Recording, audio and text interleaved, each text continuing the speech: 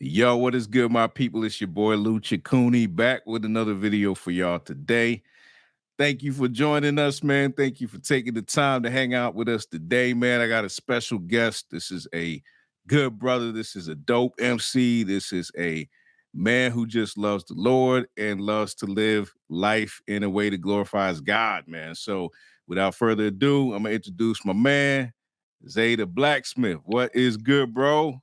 Yo, what up? What up, Lou? What's up, brother? What's happening, my man? You know, living, I just man, living and enjoying it, yo.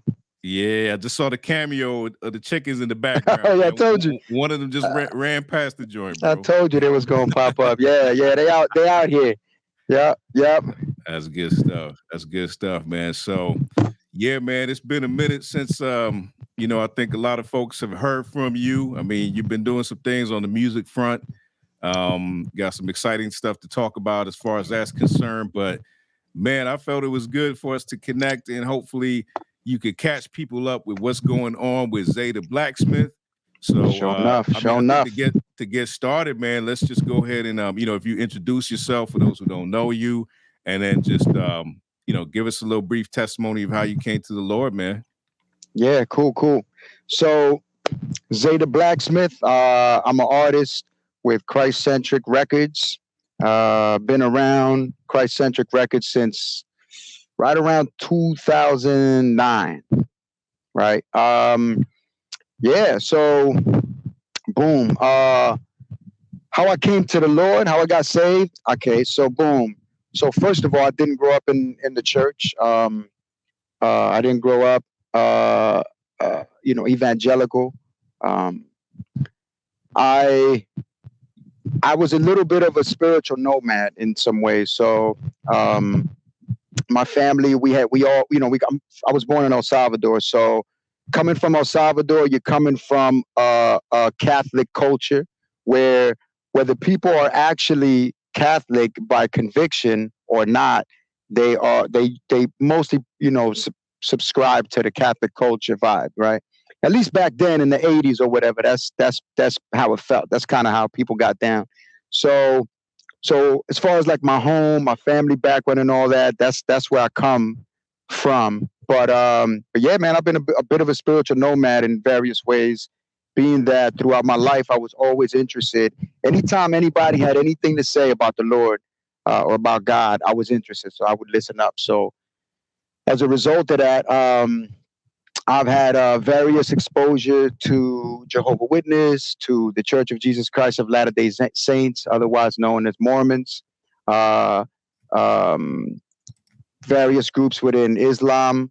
So NOI, the Nation of Islam, or Black Muslims, um, the Nation of Gods and Earths, the 5%, 5%ers, right? Mm. Uh, Rastafarians. I had my little period hanging with the Rastas down in Miami. Yeah. There was some cool brothers, man. Some cool brothers, man. The Rastas, man. But yeah. So boom, man. But a whole lot of stuff. I can't give you the details right now about how the storyline of all of that went. We'd be here for forever. You know what I'm saying? But yeah. And then other various like new age ideas, like the more general new age ideas, Gotcha. um, yeah. So, uh, all of that was, what I, what, what had been shaping the way that I thought about the Lord in various ways. Um, and I came to hear the gospel in 2001 at that time. So I grew up in Miami, but by that time, by 2001, I had moved up to the Baltimore area, and but that's another story that could have us here for for more time than we have. But the short of it is, I ended up visiting a Bible study for. I went for the fried chicken and the mac and cheese. That's what I really showed up for, and and I got the gospel, man. Yeah, Mm. this is a small there's a small church in a row home in West Baltimore. Wow. Um, I don't remember the name of the church. I don't remember the name of the place. I wish that I could find the pastor, man. But I do remember his name was Pastor Keith. So I remember Pastor Keith. And so they used to have Bible studies every Wednesday night, and they would offer food. So one of my buddies who I used to roll with at the time, yo, my bad if I seem a little distracted because I'm out here in the yard chilling with the chickens and all that. And I'm actually chicken pops right now. I'm out here on chicken duty, making sure these chicken hawks don't snatch up one of my girls. So, you know, I'm out here on my rooster mode. Yo, this dude is circling. Yo, my bad, bro. I know we're doing the podcast, but I ain't trying to lose one of these chicks. You gotta protect your girls there, man. You know like, for sure. Yo, this dude's getting ready to circle. All right, we go keep it pushing. All right, but man. So you boom, your rifle, man, so you can just take him out if he tries. I got it. What you talking about? I got it right here, fam. What? I'm never without it. Oh, yeah. So boom. So they would have like, you know, they would serve food. That's really the reason why I showed up. You know what I'm saying? During that time. It's a rough period in my life. We was I was out there. I was wilding. And so yeah, we ended up showing up for the fried chicken and the famous mac and cheese. And so the pastor did this thing that's always stood out to me.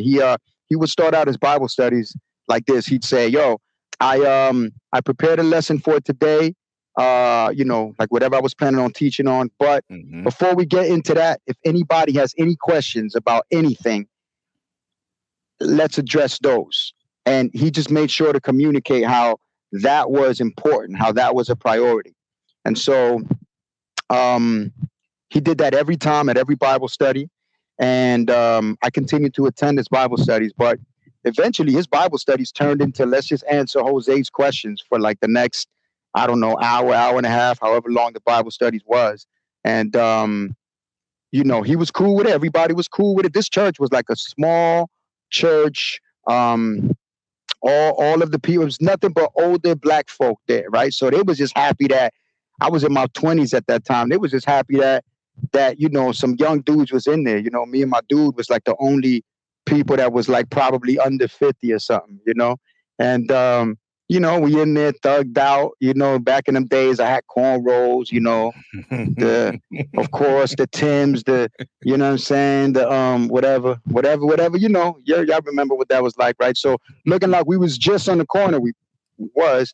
And so they was just like, go ahead, baby, you go ahead and ask away. You know what I'm saying? Like they was cool with it. They loved it. And so, but one of the things that the pastor did that I remember that really impacted me was whatever question I had, the way that he would typically answer was he would say, okay, first we're going to go to Genesis 3, then we're going to go to, you know, Ephesians 5, then we're going to go to, and then he'd list all of the scripture addresses that we were going to go to, right? And when he was done, and we would start and we would read from there. Typically, the answers would come as we would read through the scripture list that he kicked out, you know? So sometimes I'd read them, he'd ask somebody else to read, or he would read them. But typically that's how the answers got questioned. Every now and then he would step in and kind of, you know, clarify things or explain things in his own words. But he rarely, I remember that really impacted me. At the time, I really didn't understand what was going on. Sometimes it was frustrating because, you know, I'd ask him a question about something I just read, right? And he'd be like, read it again. And I'm like, fam, in my mind, I'm like, fam, I just read it. Like I just read it, and that's why I'm asking you to break it down for me. And you asking me to read it again as though I didn't just understand what I read. Like I'm a little insulted right now, right? But oftentimes what would happen is when I would read it again that second time, it would just click. You know what I'm saying? So in hindsight, what I believe that was going on was that this brother in the Lord just had an unusual reliance and trust in God's word to do what it says that it will do. And he relied on the Holy Spirit to do his work in our hearts to reveal truth to us. and I guess he was just trying not to get in the way of that, right? And so, but this continued for a couple of months because at the time I was just selling drugs. I wasn't working. I was wilding out, partying, chasing, females, and just living that life or whatever. And when you the way that my lifestyle was, it was just a difficult transition to make into living for the Lord, because I knew enough to understand that that rolling with God meant a whole life direction change, So anyway, boom. So a couple days later, I'm at the crib. I ended up getting frustrated at a situation that was going on in the house. And I said, let me go outside and relax before I do something that's going to get me, locked up. And I go outside, I sit on my the little stoop or whatever. I'm smoking a cigarette to chill out. And my next door neighbor comes out. She was the wife of, so her and her husband had 2 kids. They lived across the hall from me. I thought she hated me because she would never talk to me. Her husband was cool. I learned that he was a pastor somewhere. He would just be cool with me, casual, whatever. She would just and keep walking. I'm like, yo, this lady, whatever. But she came outside, this evening. She saw me out there. We began talking, and yeah, she was cool. She was hearing me out. I shared with her my frustrations at a situation that was going on inside the house or whatever. And I tell her about I begin to share with her what I had been learning at Bible study with Pastor Keith and my Bible reading and all that. And she was like, Jose, she was like, you know what? I've been dying to have this conversation with you all this time. I've been wanting to tell you all about Jesus. She says, but I feel like somebody already beat me to it. And so I feel like everything that I wanted to tell you about Jesus, you seem to have already heard. Wow. But I have one question for you. She said, what are you going to do with him? Or what are you going to do about him? Something like that. I don't remember exactly verbatim what it was. But I remember when she asked me that question, I had been feeling the Lord tugging at my heart for a minute prior to that. But up until that moment, I can just, in my thoughts, kind of just ignore it and be like, I'll deal with it later, and shut it out and just keep it pushing, right? Yeah. Just kind of like, not now. You know what I'm saying? Boom. But when she asked me that, I had to give an answer because I just couldn't do that. I couldn't just get up and walk inside from that conversation. I mean, I guess I could have, but that would have been extra weird to do, right? And I just, it's, as people, we have norms that we just, you know what I mean? Like, I'm crazy, but I guess I ain't that crazy. I ain't that weird. I guess.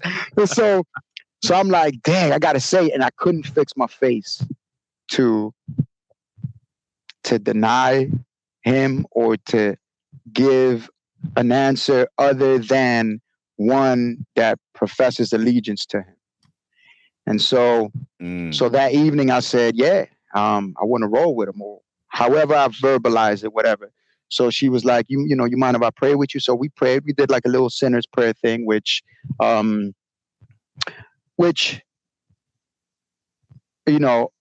think that evening was a significant evening for me, aside from what my views on the sinner's prayer and what that does, it doesn't do is, you know what I'm saying? Right. Because I think you can say a prayer, whatever prayer that is, and it don't do nothing, but you just said something out your lungs, right?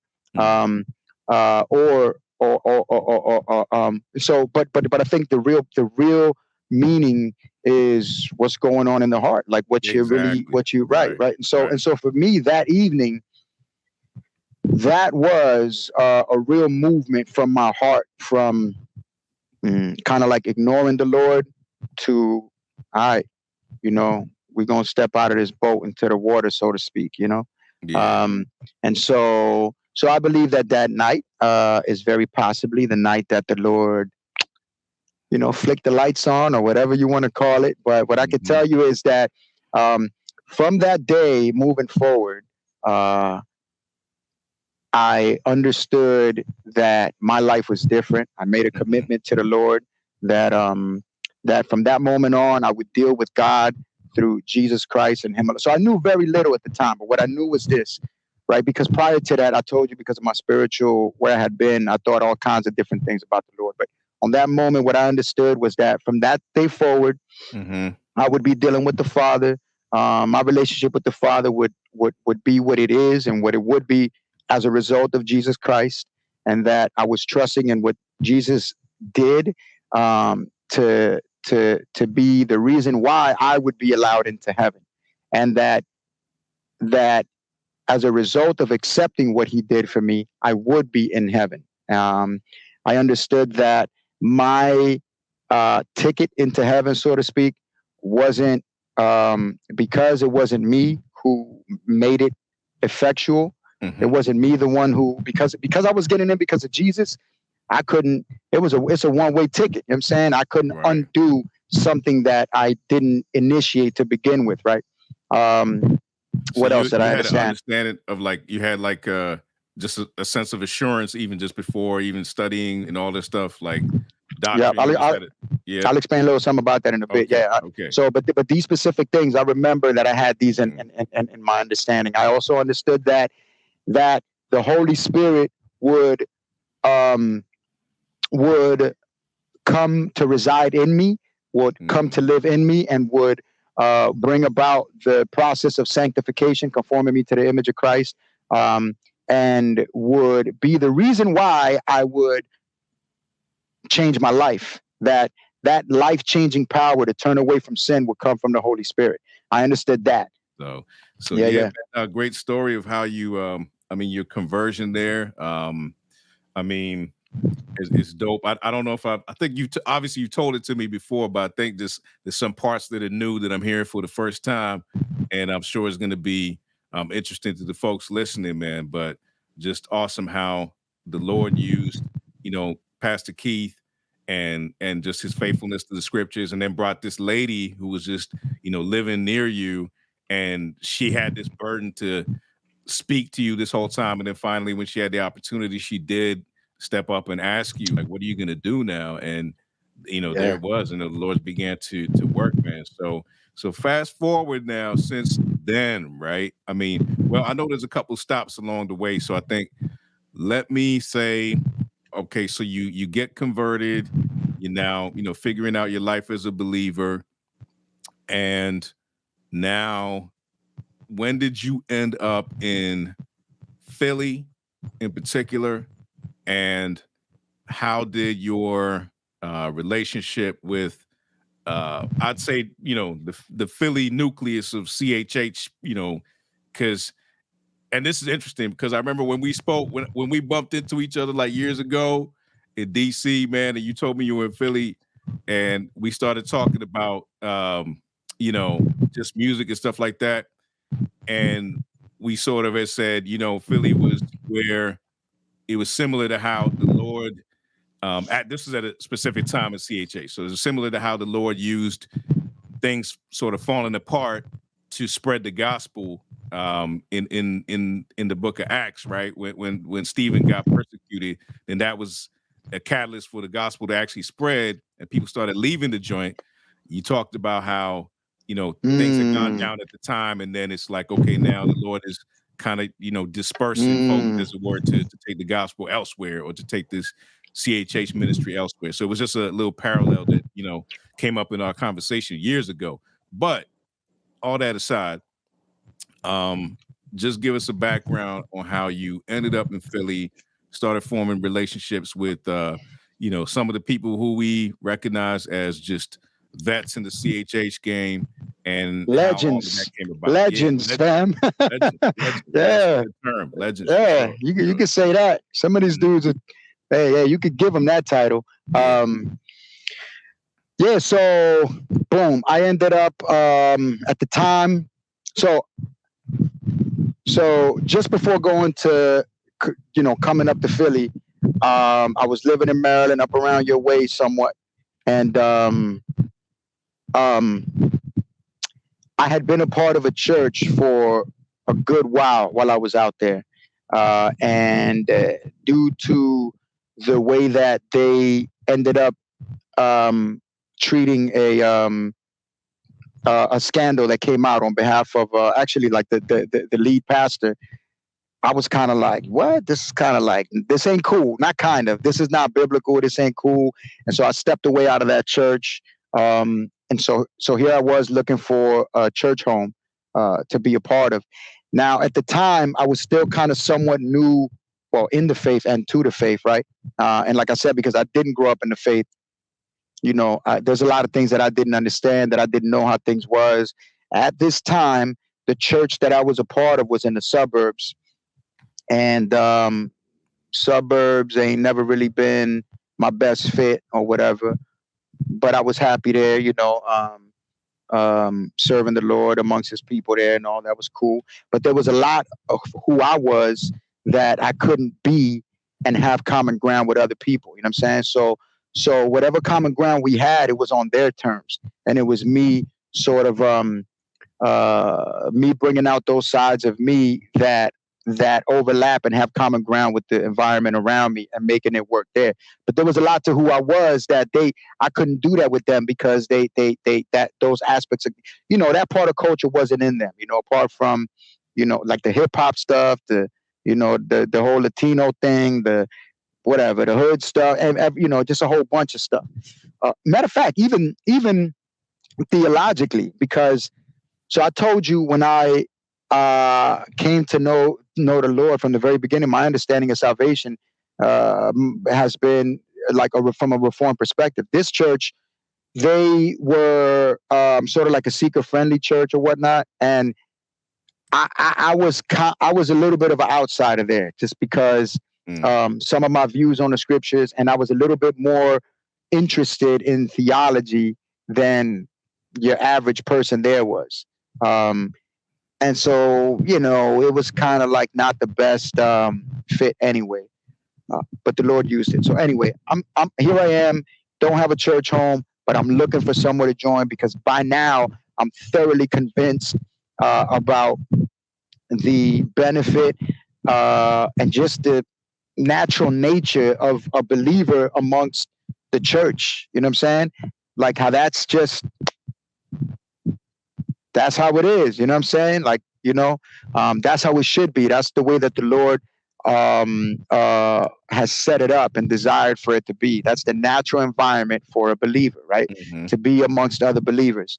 I'm not trying to say you don't have no friends with that ain't, none of that. Don't get silly. You know what I'm saying? I'm saying that because, I can almost hear some people like, so wait, we ain't supposed to talk to, you know what I'm saying? We ain't supposed to evangelize. No, fam, y'all know what I'm talking about, right?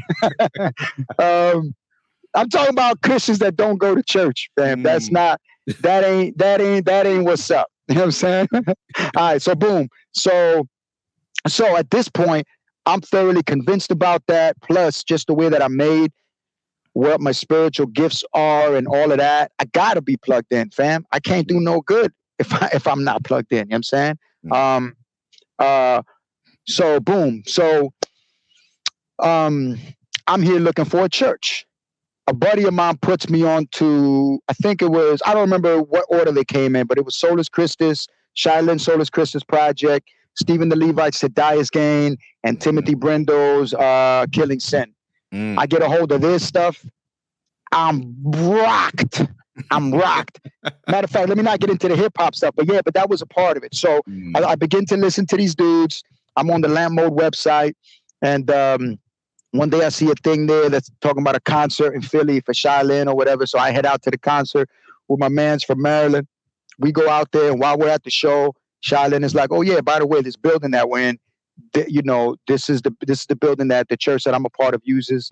Come out, hang out with us one of these days, whatever. So he wasn't saying that to me; he was saying that to the crowd. You know what I'm saying? But I was in the crowd, so he's like, "Yeah, come visit us, hang out with whatever." So on the drive home, I'm telling my man, "Yo, we should probably go check out Shy's church," because at the time we're looking for a church home, but didn't really have the clarity, didn't have the understanding, the discernment about how to go about doing that in the most helpful way back then. At least like not the kind of discernment that I have now about that. You know what I'm saying? And so, but from listening to Shy's music, I was already like, what? This is the dude. Like, he talking about stuff that I'm reading in books, stuff that I'm hyped about, that people around me at my church, they be like, what? Or just don't care. Like, so I'm like excited. So I'm like, yo, this got to be a good church if this where Shy is or whatever. Let's go check it out, see what that's like. Maybe we can find a church like that over here. And so we head out to Philly, and fam, I mean, it's just a bunch of stuff on a lot of levels. First of all, I walk in at the time, I used to have long hair with the cornrows or whatever.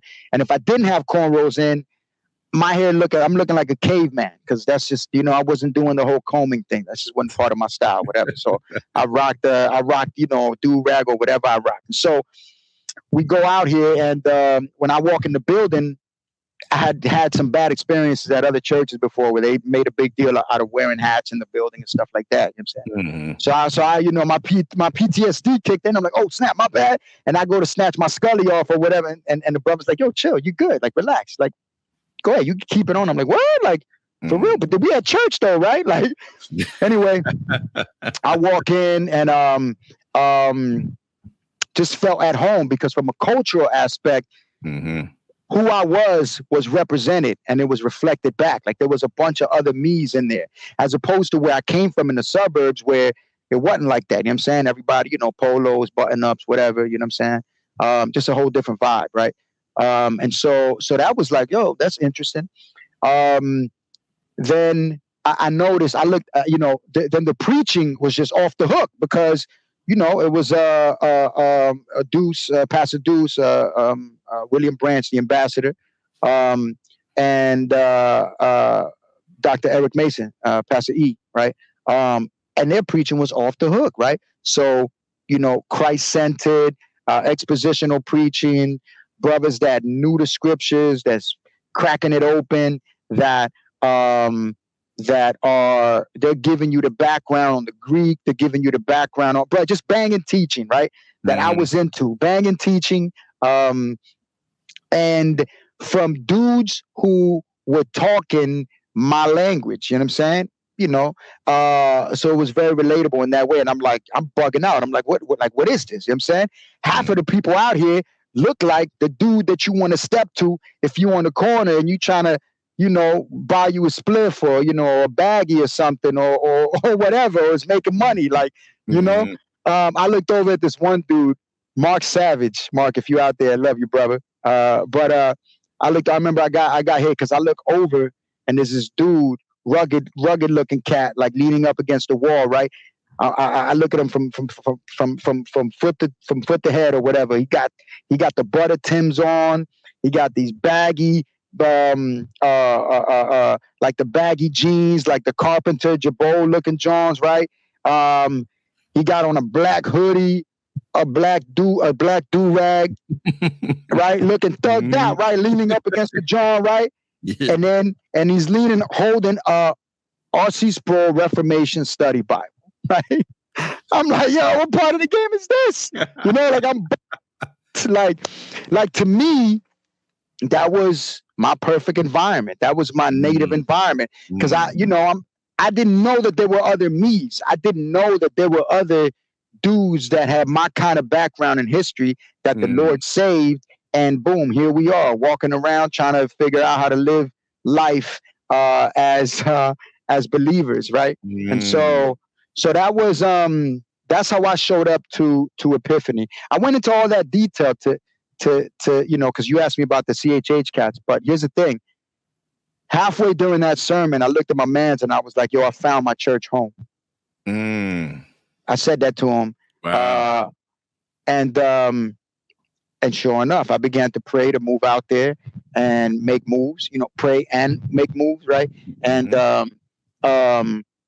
sure enough, the Lord worked it out for me to move out there. And so I was out there. And so my reason to move out there was for everything that I just mentioned. Now, yes, all of the rappers was out there. Not all the rappers, but yeah, basically it was like, a ton of rappers was out there, right? Yeah. So once I started showing up and being around, for one, I started to see more and more of the rappers like, yo, is that such and such? Yo, is that? Ain't no way. Like, so that's like, dang, what, where did I step into? Where did I, you know what I'm saying? Where am I? Right. Yeah. And as time went on, I began to, you ain't even asked me about this, but I'm just throw this in there because this is just part of the whole thing. Like, there was a contingency of dudes that would show up to Epiphany to be around because they wanted to be rappers, Christian rappers, and they wanted to be That around the makes Christian sense. rappers and all of that and whatever. Yeah. Mm-hmm. And I always thought that was corny because I just always been like that anyway. Like even when I was in the world, I thought it was corny to be like a groupie dude, you know what I'm saying? And be all up on people's face and whatever. Like put me on. I don't know. So when I would see that, I thought that was corny anyway, right? Mm-hmm. Now at this point, so I've always rhymed, you know what I'm saying, before being a believer and all that. And so, you know, I rhyme or whatever. And but now because I'm seeing all of these dudes to me looking like cornballs, kind of like, and it's more than just the corniness, because when it comes to like, fam, you don't value what's most valuable around here. You know what I'm saying? Like you feel me? Like a part of me, that's kind of how I felt. Like, you know what I'm saying? Like, and that's a bad look to me. That makes sense. That's not cool.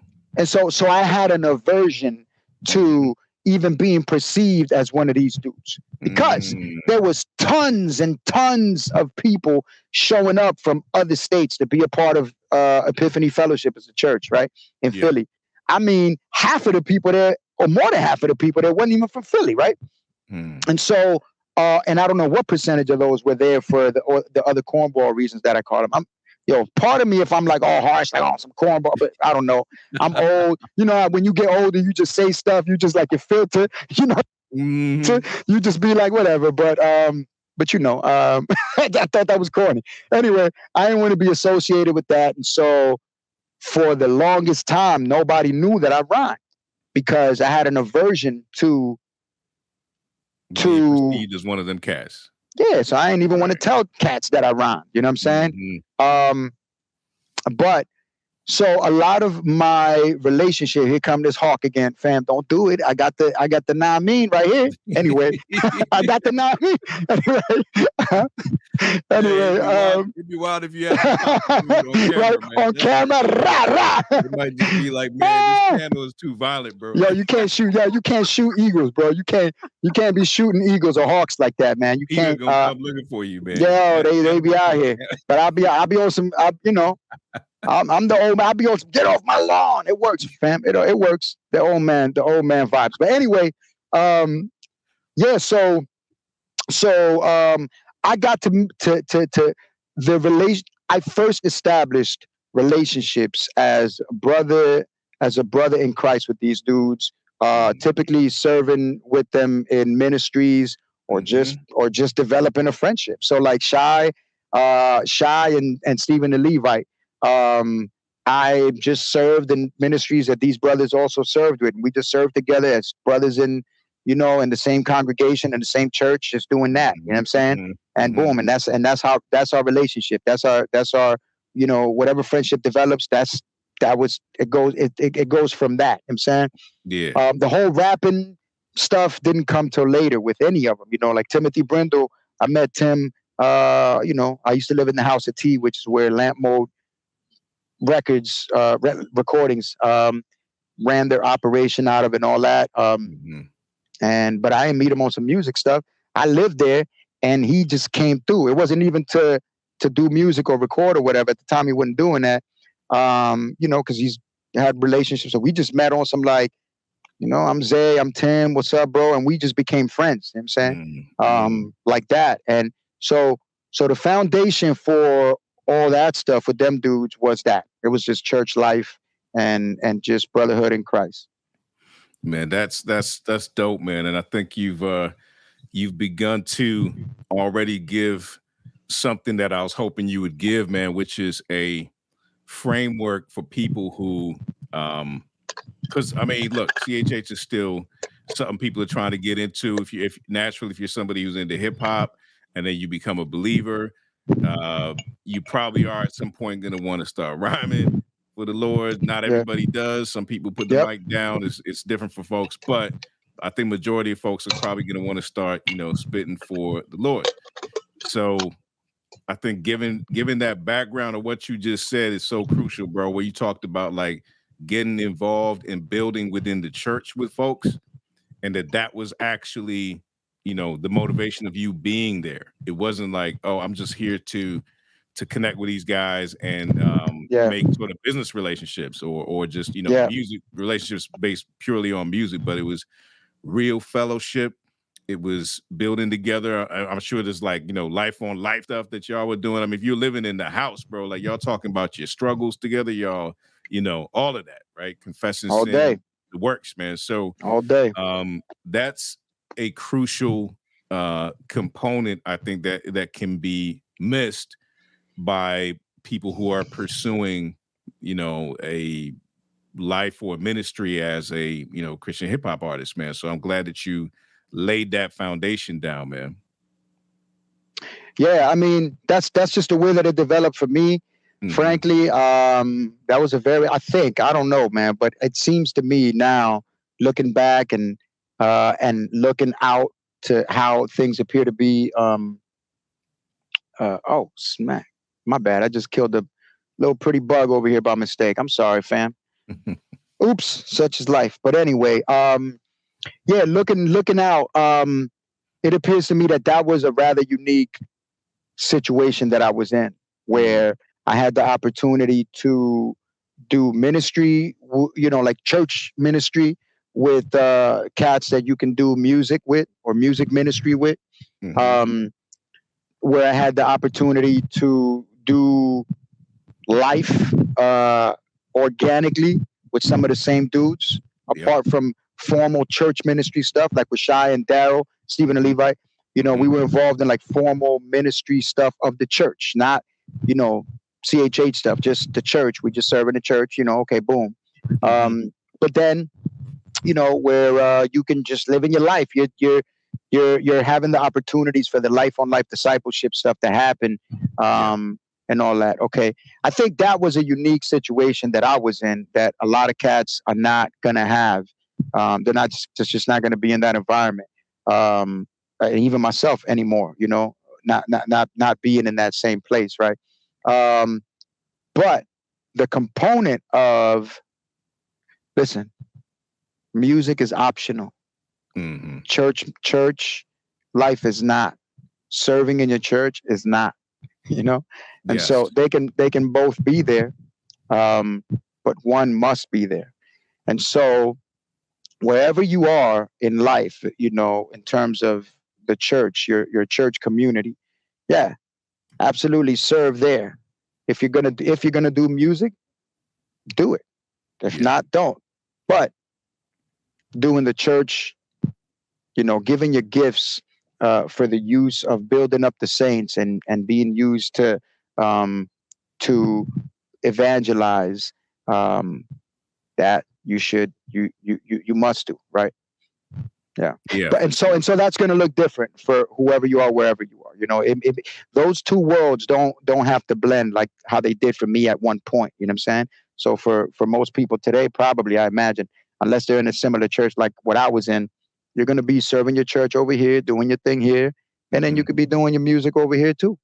Right. If they blend together, great, whatever. But they don't have to. You know. Yeah. No, good word. Good word. And you mentioned something about something that I think is key to all of this, as well as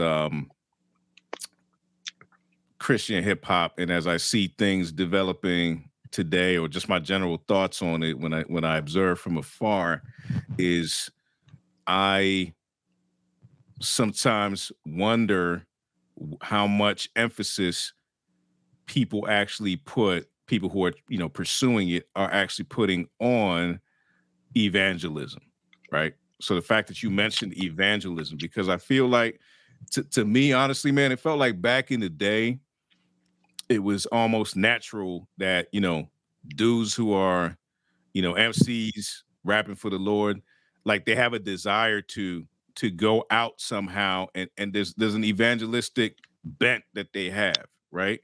In one way, shape, or form. I mean, it's like, I guess even there's a connection between, you know, hip hop, right, and especially MCing, particularly being an art form that is, you know, communicative. It is you saying, it is you speaking, it is you connecting with people. And even when we talk about, like, ciphers, there's like a communal aspect of you Yeah. speaking with folks or sharing your gift with folks, right?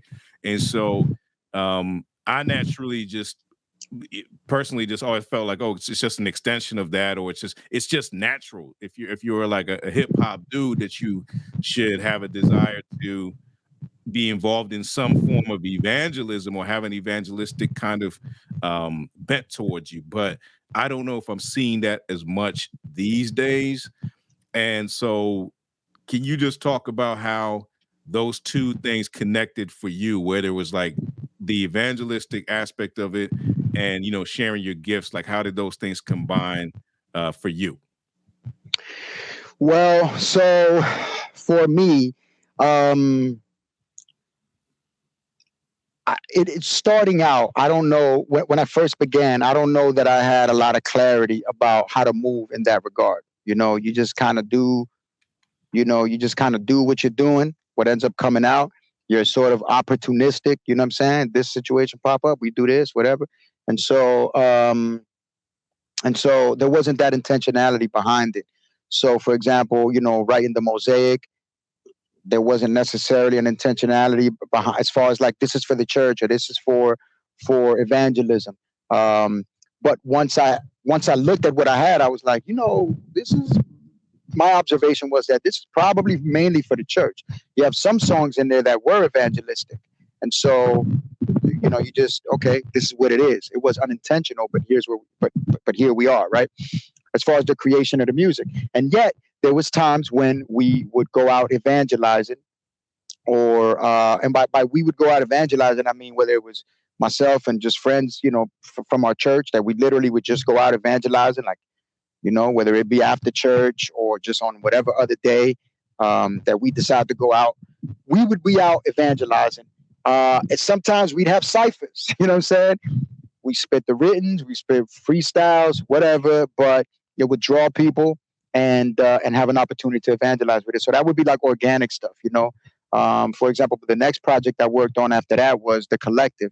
That was a little bit, it was similar in the sense that there was not as much intentionality behind it, but even without the focus intentionality, it had different uses. So here's what I mean. So we made the album with the intention to go to tour in Europe, because after I had been touring in Europe with DJ Essence, I noticed how the hip hop sound that I do, how that was received and still alive and thriving over there in a way that it wasn't here. And so we wanted to create an album so that we can to create an opportunity to go over there, do that style of music as Christians, and have the opportunity to evangelize as Christians, right? Not as artists necessarily, but like just us kick the gospel to people. You know what I'm saying? Whether it's in the music, whether it's in the music, but definitely through interactions, right? Yeah. And so that project was made with evangelistic intentions. I don't know how evangelistic the actual music itself is, but boom, there you have that. And so I think, so boom, so there's that. Irons in the Fire was totally different. Irons in the Fire didn't have anything,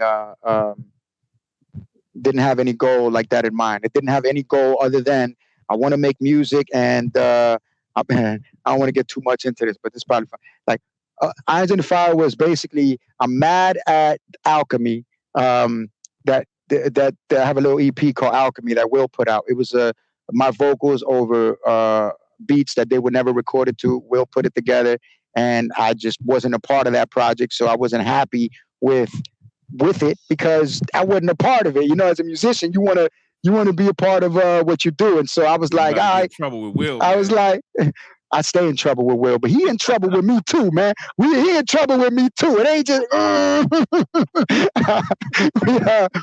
me and Will, we like them rivaling. We're like those rivaling brothers that you don't like being around because they always arguing. They cool with you, but when they get around each other, that's my brother. I love him. But anyway, I hate that dude. Anyway, I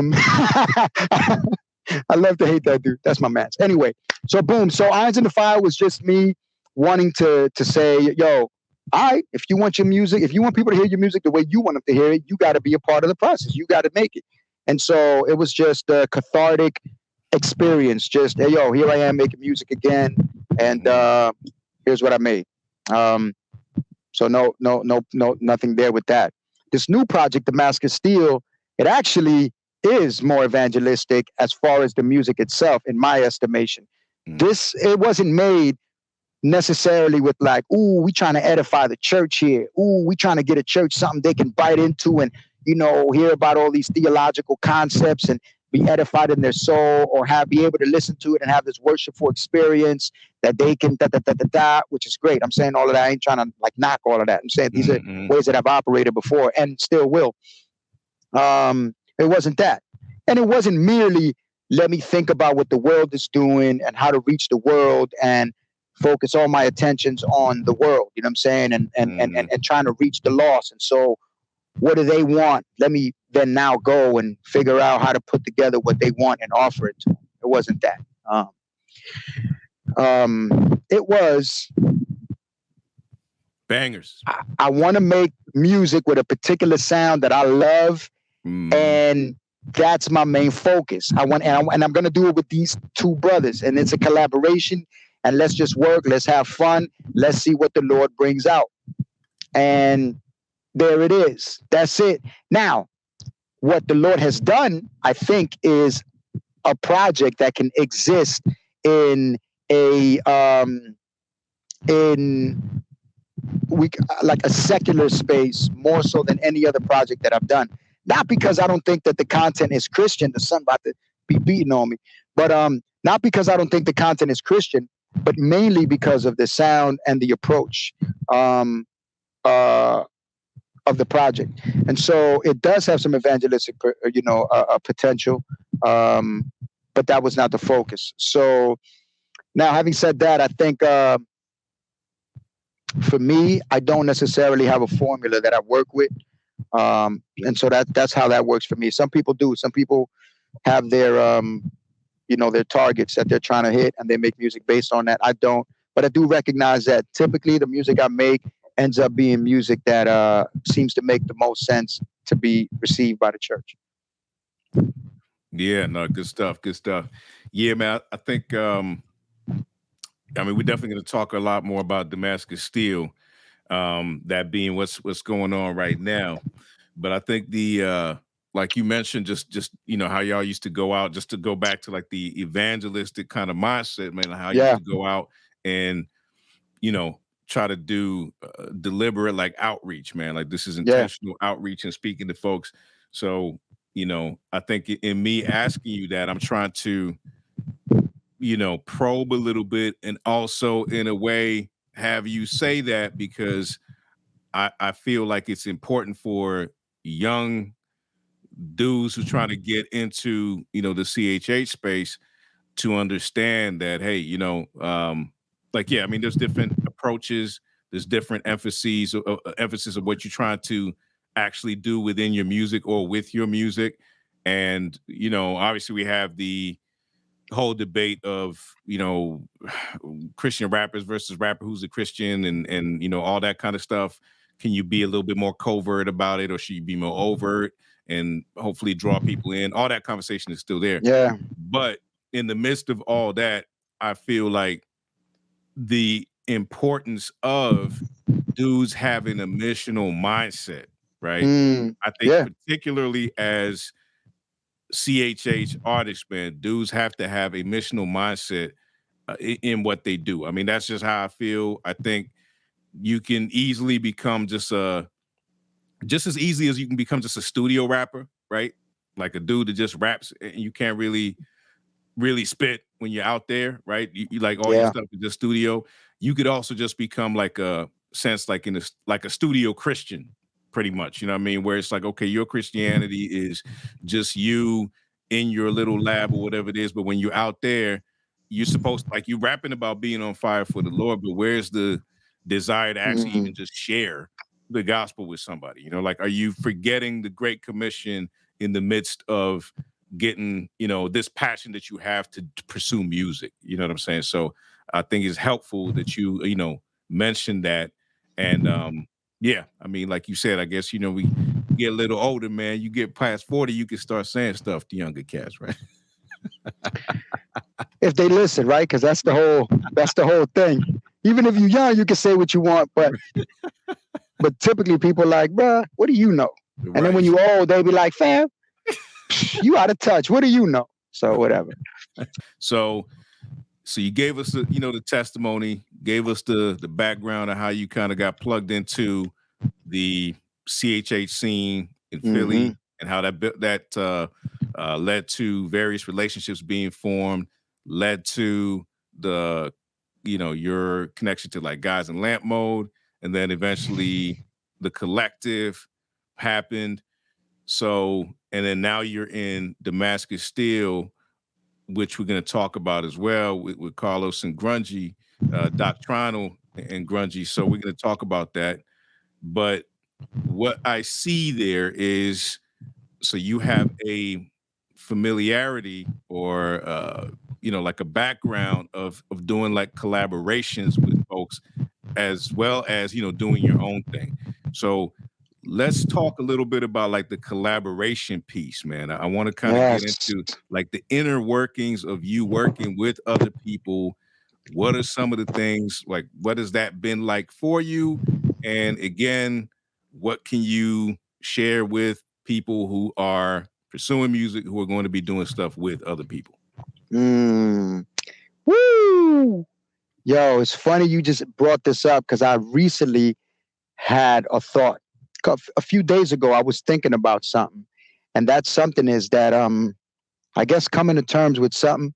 Well, first of all, it was acknowledging that pretty much everything that I've done, as far as a body of work, as well, and even outside of that, but everything that I've done as an artist in this space, they've all been collaborations. They've all been collaborations, right? So one was, you know, making that acknowledgement, and then also sort of maybe accepting that perhaps this might be the path for me. This might be the way.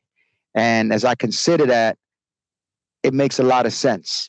And I wouldn't, you know, I ain't mad at it. I ain't mad at it if this is the way. And what I mean by that is if me just always being a part of a collaboration of some form or other is just the way that I'm going to operate. And if I'm not doing that, I won't be operating at all. That thought, I recently had that thought going through my mind. And so, yeah. And so I think that might be the case. I don't know. What else did you want me to say? Did you want me to walk through some of the collaborations, or where you want to go with it from here? Yeah. So just give us more of, you know, like your actual experiences, like within those, like, the relational aspect of you being in these groups with people. Yeah. So relationship is big for me, man. Like that. A lot of times everything spawns from a relationship for me. You know what I'm saying? Even today, if I've ever done music with anybody or anything, there's very few cats that are like, oh yeah, I did something with him. And it was just like, you know, an email, you know, hey, you know, here's the beat, I send you the verse, and that's all there is to it. You know what I'm saying? Typically there's more, you know, more goes on to that. You know what I'm saying? Perhaps recently there's been a few of those, but that's just because I'm an old man. You know what I'm saying? I'm busy, I work, and got kids, chickens, a dog, and you know, I got a dragon that I'm training. It's a lot going on, right? So so relationships, man. There's always a springboard for working on stuff. So the Mosaic mixtape, which is the first project that I ever made, that was a through and through collab. As far as the approach of it, you know, the artist title for that project actually is DJ Average Joe presents Zae Da Blacksmith. If you read the cover on that on that John, that's actually what it says. DJ Average Joe presents Zae Da Blacksmith. In the digital age, stuff is presented differently now, whatever. But you know, But that was the intention of it. One is because it's a mixtape, fam, and just the era that I come from with mixtapes is like, you know, in the 2000s, we went through this period where every rapper was putting out a mixtape, and the term mixtape became you know, the word for, you know, little CDs that rappers would put together with them rapping over whatever beats and just kind of, you know, maybe other people's beats. Maybe it's mixed and mastered, maybe it ain't, but it ain't in stores. It's not a professional thing. You can cop it at the gas station when you run into the guy and he's trying to, you know, hustle his CDs your way, right? Mixtape, right? A rapper's mixtape. But I come from a different era. It was like, fam, that's not a mixtape, fam. A mixtape is the craft of a DJ. DJs make mixtapes. So this was my ode to that. So I wanted it to be like, this is a true mixtape. Rappers don't put out mixtapes. Even though I'm rapping on it, there's a DJ whose presence is there throughout the whole thing. He opens it, he closes it, he is there throughout, and it's his work, right? And so it was a collaboration. Listen, the Mosaic is not a through and through, you know, mixtape, because it's like a hybrid. It is like a project in certain ways, so whatever. Don't come at me. I know it ain't perfect, but whatever.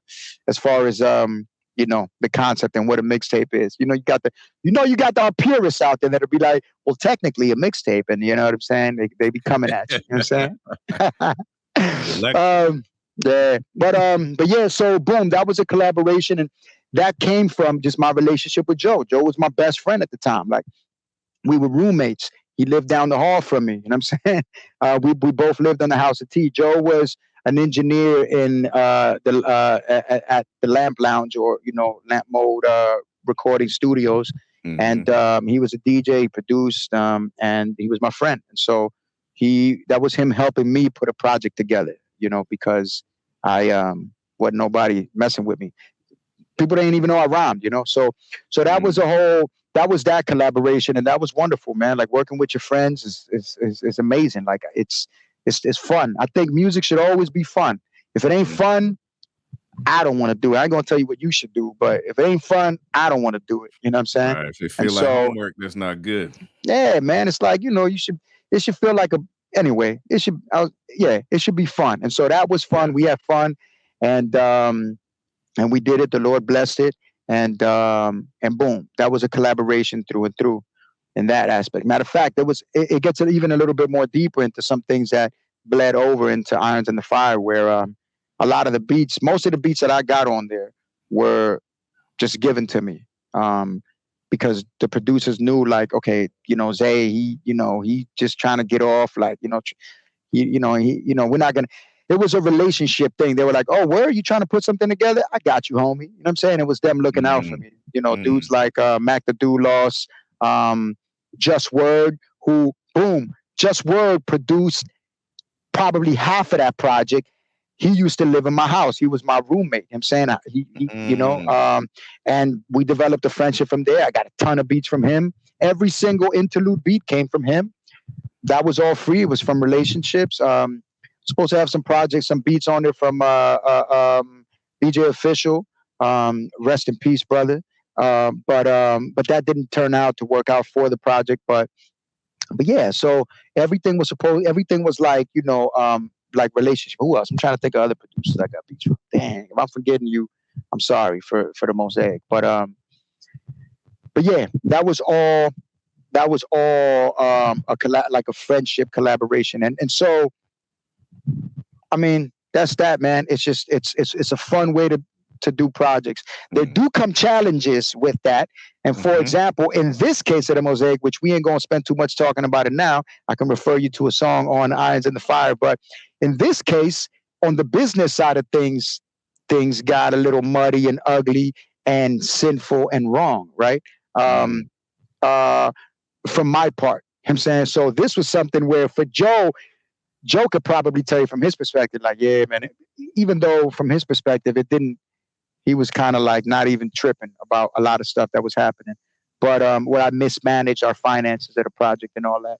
And but boom, those are some potential pitfalls of collaborating. So yes, you have to be wise. Yeah, you have to be wise in how you go and how you operate. I'm gonna tell you a lesson that I learned from that also as an offender, right, was this. Um, Anything that you can do to protect your integrity is helpful, because you may not be all that uh, integrated or all that together, if you know what I'm saying. Here's what I mean. The way that in this specific case, I was able to mismanage the finances for the project because I didn't set things up in a way to protect us from me. You know what I'm saying? That's big. That's big. Now, I should have known. I should have known to do that, knowing me. And if it would have been a different era, and let's say DistroKid would have been out there, we that would have been helpful because of a feature that they offer. DistroKid is a distributor that you can, you can work in the splits right away. But I mean, I did some things that was like, full transparency. Like, yo, boy, here, you know what I'm saying? Like, here, here's the passwords to everything. Here's the info.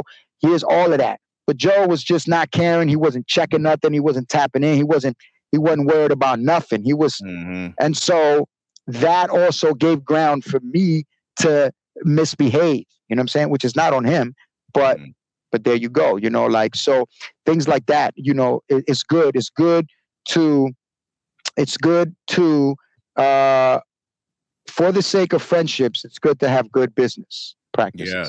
Yes. Yeah. Especially now within the kingdom, that's another layer, right? It's like now we're talking about like integrity should be something we strive for, right? Integrity should be something we strive for, and to be honest, right? Because like, if you're, doing stuff that is, without the knowledge of your partners, man, then, that's essentially like, theft, right? So we have to put safeguards in place, man, so that you can work in a way that, like, so this is just game right here, man. This is dope game right here. It's like, put things in place to protect all of you that are in there from a business perspective. You know what I'm saying? Put that in place.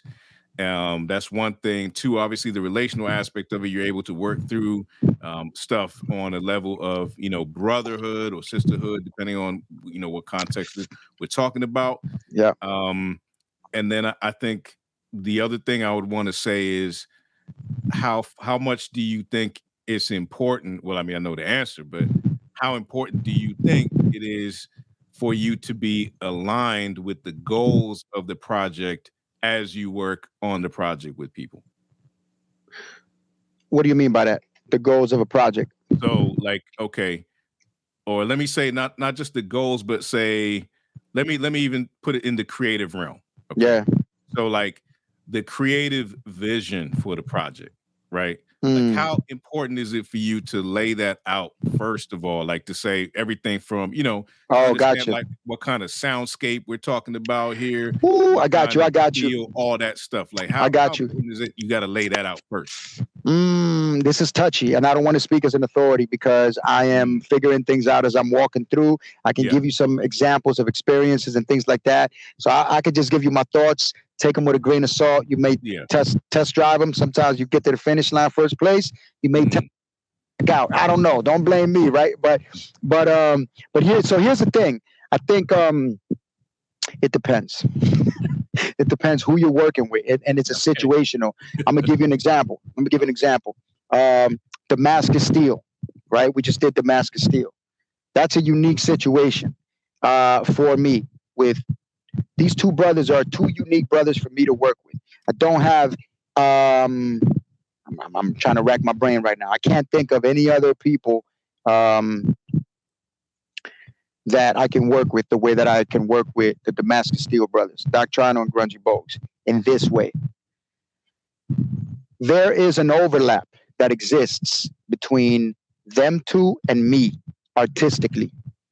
That's a big overlap. You feel me? And so there's a lot of room to run around and still be inside that overlap, right? The bigger that overlap is, the more trust you can give, the more you can relax and fall back and be organic with it. Because you know that a lot of stuff is going to be right in that sweet spot. You know what I'm saying? Right.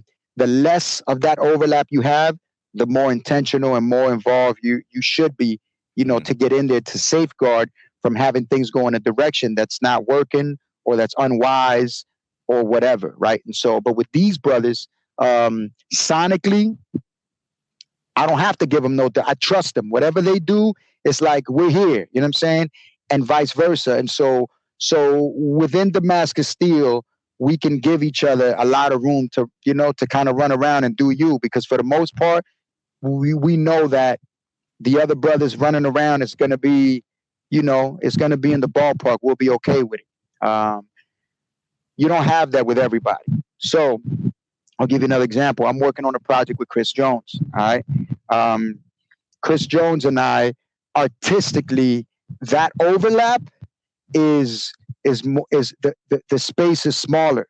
So I can't run around crazy in my, circle, if you will. I can't run around crazy because I'm gonna be going places that ain't where Chris is gonna want to be or go. And he'll be like, fam, you outside of where I could ride with you. You know what I'm saying? And vice versa. He'd be over there, be like, man, I ain't trying to go over there, my dude. You know what I'm saying? And so we artistically have to be more intentional and more more intentional and more on top of staying on that mutual ground where we're going to work best with each other. And that comes from understanding who you're working with and understanding you and what the vision of the project is. You know what I'm saying? And I think that's big, man. Understanding what you're trying to do. I think that one of the biggest things is understand who you are as an artist and what you're trying to do, because you may end up making decisions that you don't know are mistakes and you won't realize them till later. I've been through that. At this point, I have more clarity about me as an artist than I've ever had. And so now I'm more quick to be like, nah, I ain't trying to do that. Not because I'm trying to be a jerk or foul. I think I'm something because I'm not, and I know I'm not, right? But so it ain't that. It's just I know what I'm trying to do musically, and if it ain't that, and I have the clarity to know when it ain't that, and so it just makes sense not to do that. And so I think that's key, understanding that, and then who it makes sense to work with. You know what I'm saying? That's why it made so much sense to do Damascus Steel, because, fam, let's all get in and run around crazy, and we're gonna have a ball, and it's gonna be great. You know what I'm saying? And so, but any other collab, you have to understand those things, where that overlap is gonna be, and what the things to look out for are. One more note about that. With some people, you have not just musical stuff, but personality stuff. Some people, personality, you just should look at and be like, this may be a heck of a ride, me working with this guy. You know what I'm saying? Because this dude is OCD, or this dude just don't care and he's too free. Whatever the case is, it's good to recognize is how compatible are we for this endeavor, not just musically, but also personality wise, Yeah. And to the degree that you have less overlap, you need more clarity. So Damascus Steel, let's just get in there, see what happens because of what I explained. Other situations, for example, Chris Jones. Okay, what are we doing here, my man? All right, boom, boom, boom. I'm gonna say some stuff. You say some stuff. Oh, okay. And then when we figure it out, boom, we both understand the assignment and we can get the cooking. Right? We can get the cooking. And so it's like that. And then some people, it's like, what you trying to do? Hold up, let me get back to you. It's not a good time. It ain't a good idea or whatever. And I got to pass on it. And you should do that. And there's nothing wrong with that too. I think that you should actually understand that that's like being honest about creative stuff, bro, is super important, man. Because if you end up in a situation where you're doing something and like, so for instance, for myself, man, like I just can't, if I'm not inspired, man, it's just like, it's like pulling teeth. You know what I'm saying? Like you could produce something at the end of the day because whatever, like you'll get it done because you feel like you got to get it done, but it's not enjoyable. Like we talked about earlier, man, like music should be fun. Enjoyable. Like it should be fun. It should be like, man, I'm like feeling this right now. You know what I'm saying? So if that's not there, it's okay to, disconnect yourself from something or to avoid going down a road, which could lead you to, maybe even some tension later down the road, or just some messed up relational stuff going down where it's like, man, you may not even bang with somebody as much as you may have before because you decided to do something that you probably shouldn't have done in the first place. So, boy, you better preach. You better preach, bro. That's right. Listen, I've been there. Right. So yeah. So kids, listen to Mr. Z. Mr. Z. Make sure y'all listen to Mr. Z, man. So yeah, man. So that's that. Talk about the chickens, man. How'd you get? Oh, my chickens. The wife, man. Wife said, "I want chickens." We got chickens. We got chickens. They have names. They got names, man. I regret it. Don't ever name your chickens. For anybody out there, don't name your chickens. Don't name them. I'm gonna tell you why. Because now I can't eat these chickens right here. As much as scrumptious, as you see them, look at you. That's Raven. That's Raven right there. You plump as all get out, but I'm not. I can't eat you. Why? Because we named the chickens. Don't make that mistake. So any more chickens we get, that's Raven. That's Raven right there. Any chickens we get, we ain't naming them. Oh, because my daughter's like, how could we eat Twinkle? I'm like, yo, I'll show you, but she ain't going for that. You know what I'm saying? So we ain't naming no names, no more, so we can eat them. But they give us eggs, so that's cool. There you go. That's all right. Yeah. But yeah, wife wanted chickens, so we got chickens. Boom. There it is. Yeah. But let's see what's going on. What else is going on?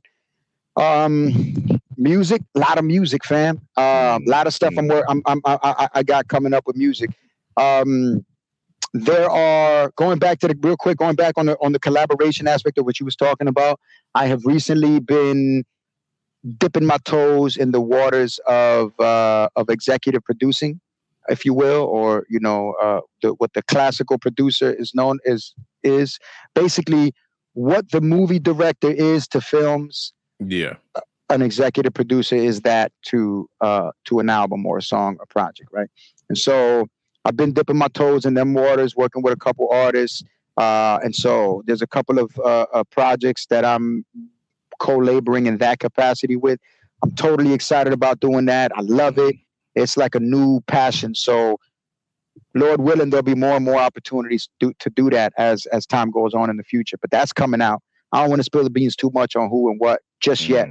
But there's a couple of them. But as far as like me on the mic or whatever, I don't want to say too much about the Mask of Steel stuff because I'm gonna let them brothers come on out here. But I just said that. Yeah. So maybe you could put you put the pieces of the puzzle together. Boom. All right. There's that. I am working on a project with Chris Jones. And you getting the exclusive right here, Lou. So this is just for your listeners. Hey, man, y'all heard it first. Y'all heard it first. Y'all heard it first. About TV. Yeah. Yo, and when Chris was on here, he actually was talking about it, but he ain't mentioned me in it. He ain't say the nature of it or what it was. Okay.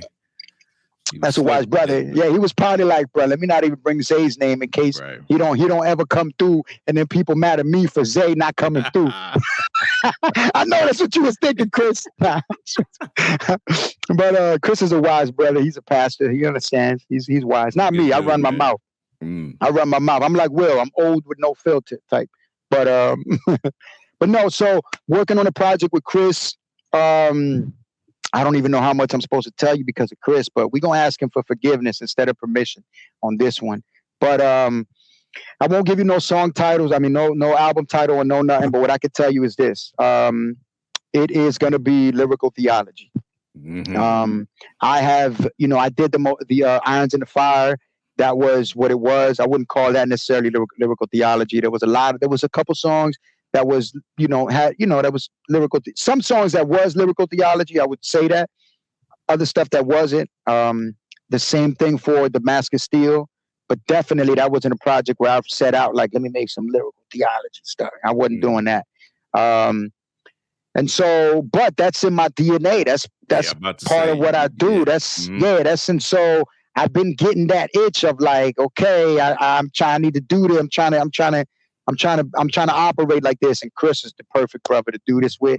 And so we doing that, man. And that project is our prayer, our hope for that project is that, first of all, that it would sound ill, that it would sound dope. Sound quality, everything is beautiful, professional, so that people would enjoy the music and all that, so that they can take in the richness of the truths of what God has revealed to us about himself and his creation in the scriptures, which is what we're trying to point people to and what we're working with as far as the content of the album. And so that's gonna be that's Chris Jones and myself collab. So far we ain't got no features. I don't know if we may not. I don't know. That project has been developing somewhat organically. You know, we just been kind of like working as we live life or whatever, which is a fun way to do projects, you know what I'm saying? Yes. But yeah, and I enjoyed that. But I can't even tell you a whole lot more about it because it ain't laid out. You know what I'm saying? That's what's coming. What I told you is what's coming, and I'm excited about that, man. That's fantastic. Yeah, yep. Fantastic. So that's that. I don't know. What else? Oh, bro, there's more stuff coming, fam. Listen, I've been talking about a Spanish album for 20. I've been talking about it for 20, probably like 20,000, 1,700 years at this point, man. Yeah. I've been talking about that. But finally got it coming. And guess what? Guess what? It's a collab. It ain't just gonna be me on it. like for me to just do me, it's like I'm probably like that child that's scared to go in the dark, and he's like, no, like turn on the lights and come with me. Like maybe I'm scared to go by myself in the woods. I don't know, but if somebody come with me, I'm like, all right, let's roll, bro. You know. Yeah. And so that's a project I got coming up. I'm gonna just keep the other MC on a hush hush for right now. It's all good. Maybe we can reveal that later. Give you that exclusive later, but for sure. But we working on that, and that's cooking. I've been working on a couple things at once, by the way. So, but we got progress on everything. Everything I'm mentioning, there's good progress with it. So yeah, so that's that. Oh, delicious, bro. I don't even understand it. Like, but just like the flow, bro, just be like, man, this is so good. Even my wife loves it. She's like, man, I love it when he does the Spanish stuff. Thank you, bro. Thank you, man. Spanish is a wonderful language for rhyming, yo. It's like there is something intrinsically about the language that gives it something that you're not gonna, I can't do with English, for example. Oh, I understand that, bro. Yeah, I understand that. Being from, Malawi, and like, having rhymed in my native tongue, man. It's like there's just certain things you could do much easier, especially with languages where it's like the words have multiple syllables already and stuff like that. So it's like it's like a different canvas that you can paint with, basically. Yes. And it's dope to figure out, like, oh, word, I could do this here. Right. Because over there I can't do that, but over here, like every language has this thing, even English, But yeah, so that's coming. And what else? I got more stuff, man. Me and I'm gonna tell you just to make him mad. Me and Will got a project we working on. Me and the Apologists got a project we working on. Yeah. I'm gonna tell you, I'm gonna give you some more just to make him mad, just so I can be the one that did it, and he can be mad at me about it. Hey, it ain't my fault. Listen, it ain't Lou's fault. It's my fault. It's my. We'll fight behind closed doors. So the name of the project. Oh man, I'm about to do it. I ain't even talked to Will about this yet, but I'm gonna do it. Yo, Grumpy Old Men. I love it. I love that. Grumpy Old Men, man. Listen. For the most part, how this is developing, it's basically the whole thing is like all an inside joke, man, in the sense of like, I'm making a project with my brother and we are the main audience. You know what I'm saying? We're the main participants. We're the main audience. Don't worry. There'll be stuff in there for everybody, but just the whole approach is just between me and you. And it's a project that only you and me can make. And nobody else but us two can make it. We can't make it with any other people, just with each other. And then different dynamics about our relationship, our specific relationship is embedded in it. So that makes it even all the more fun. Like even like the song title, Grumpy Old Men. Like if y'all been around us, matter of fact, last time you was with Oliver, I was trying to behave, by the way. Like, I don't know. There was a couple things that happened where I was trying to chill him out. I was trying to behave, but yeah, we we're like that to be around. And yeah, Mhm. so that's my brother. So I'm excited about that. He's been wanting to do a project with me for the longest. I've been wanting to do one with him too, and I've talked about it, but it just hasn't worked out. And I'm talking about for forever. So finally, it's happening. But I'm glad.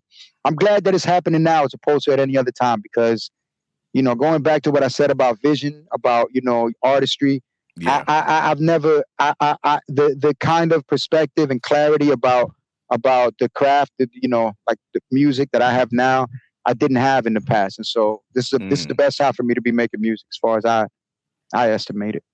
Yeah, Yeah. man. So a That lot is of stuff awesome. popping, Luke. Yeah. That is awesome, man. We look forward to hearing the new stuff when it comes out, man. And as it comes out, getting more details and giving the people, a little something to look forward to. So I am thoroughly excited, man. But hey, man, I appreciate you taking the time out to hang with me today. We got to see Raven back there, you know what I'm saying? And,